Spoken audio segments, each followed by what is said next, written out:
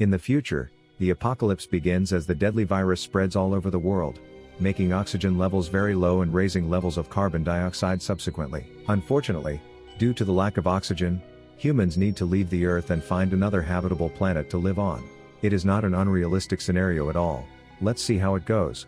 Dr. Stephen Ross, an amazing scientist along with his research group, luckily discovers two objects that have alien origins. It turns out that those objects are the engine and the sphere, the first one used for space travel, and the second one for creating life. A group of scientists sends the engine to discover the habitable planet, while making a strategy for traveling there and creating life. Sounds like a difficult and dangerous plan, but what has to be done, has to be done. By the way, the group consists of Stephen, Peter, Leona, and David. The pilots that lead the expedition are Ryan, Richard, and Frank. After they set off, Peter and Stephen start checking the engine before they enter the wormhole. While investigating it, Peter is also thinking about the origin of the newfound object. Meanwhile, the sphere starts cracking. The atmosphere starts heating up, and is the sphere what they really think it is? Keep watching to find out. Seconds before the ship enters the wormhole, the pilot informs the whole crew that they are the first human researchers to ever do it. As suspension builds, some of the scientists grab objects such as the Bible or teddy bears out of fear. We are anxious just by watching this scene, so we can't imagine how the passengers feel.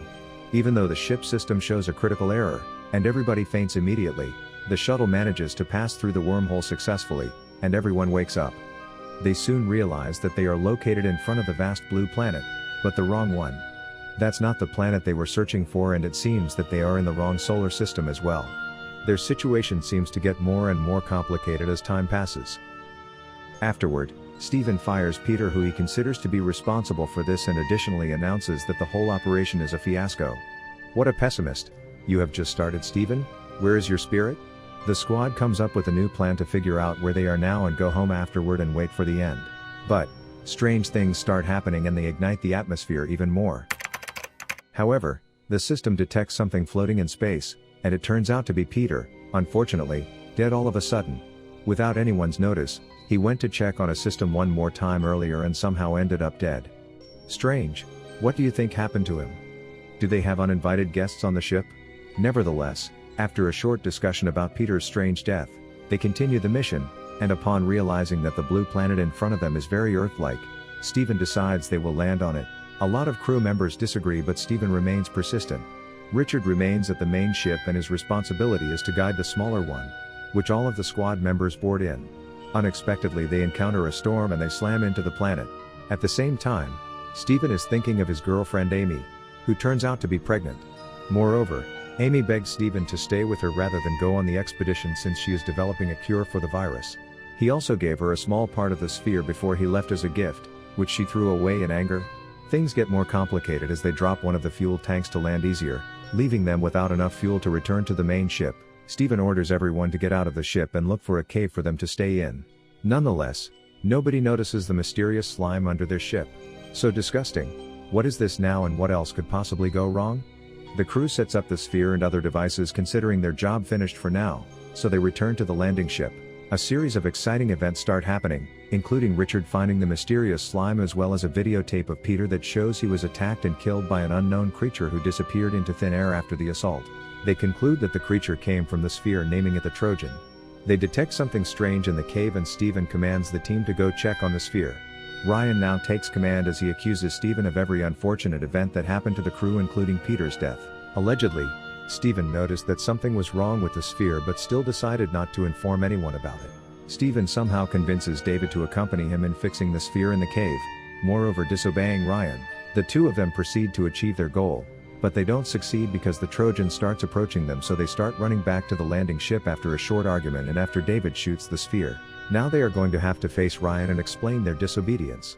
Let's see what happens next. Stephen starts arguing and mocking Ryan, so Ryan punches him in the face. Meanwhile, the system alerts the crew that something is attacking the ship. Stephen, maybe you should have listened to Ryan, pal, instead of provoking the monster. Leona starts investigating the ship and is quickly pursued by one of the pilots, Frank, who drags her to the room to save her from the Trojan. However, it turns out that the Trojan is in that room, and Frank throws Leona out of the room and closes the door, leaving him and the Trojan face to face. This is not going to end well, we suppose. Leona hears Frank screaming as she runs to meet up with the others. Ryan again attacks Steven and accuses him of letting the Trojan in, but it turns out that the Trojan is highly intelligent and that he entered the ship through the area where the metal was thinnest. Unfortunately, all the cameras and systems are broken, so Steven suggests fixing them to regain control over communications. "Steven, now is your time to shine. Let's go." Steven redeems himself as he successfully accomplishes that task and returns to the main room alive, with the help of Ryan. Moreover, Steven doesn't stop surprising us, as he comes up with a new plan of tricking the alien out of the ship and burning it down with engines afterward. The plan starts well, as Steven plays a decoy and exits the ship, with an alien following him. But, the alien surprisingly interferes with the system and stops the engines from burning it. Leona starts worrying about Steven, who is now alone with the alien outside, and exits to help him and starts shooting at it. All of a sudden, the engines start working again, burning Leona to death. On the other hand, Steven manages to come back alive and well, although the alien hurts David.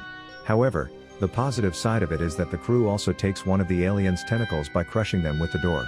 Steven starts examining the tentacle and notices that its DNA matches the DNA from the sphere. He also claims that David is infected with a bacteria with an exceptional defense mechanism and that they can use his blood to make a vaccine. Steven also examines the part of the sphere he acquired earlier along with David in the cave and realizes that it's the exact same part he gave Amy before leaving. Prepare for the things that are going to happen. Now this is what we call a plot twist. It turns out that all this time, the crew has been on Earth only 4 billion years before life on it, meaning that they traveled through time. Steven thinks of an ambitious plan which includes informing Amy about David's infection and sending her a message via a sphere that can help her in producing a cure. The tricky thing, however, is, will she return to that part she threw away earlier and notice the message on it? You will find out soon enough. Ryan on the other hand plans to destroy the sphere, and suddenly, David, severely infected, loses his mind and kills Ryan, but not stopping there as he wants to expand his streak. Steven distracts him by throwing a Rubik's Cube and starts shooting David, ending in an exchange of fire. Who is going to survive the battle? Put down stakes. After Steven sets up a timer on the explosive on the ship, he begins running out of it but soon comes across David, who takes his gun. Out of nowhere, an alien appears and kills David using tentacles, and Steven escapes seconds before the detonation.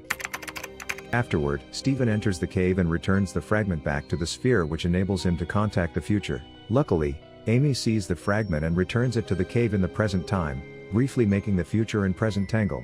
Steven and Amy are now face to face and share an emotional moment before Steven dies in the cave of oxygen deficiency. However, Steven didn't die in vain, as he plays an important role in helping Amy to come up with an antivirus, which results in saving the Earth from the deadly virus. What was your most intimidating moment from today's video?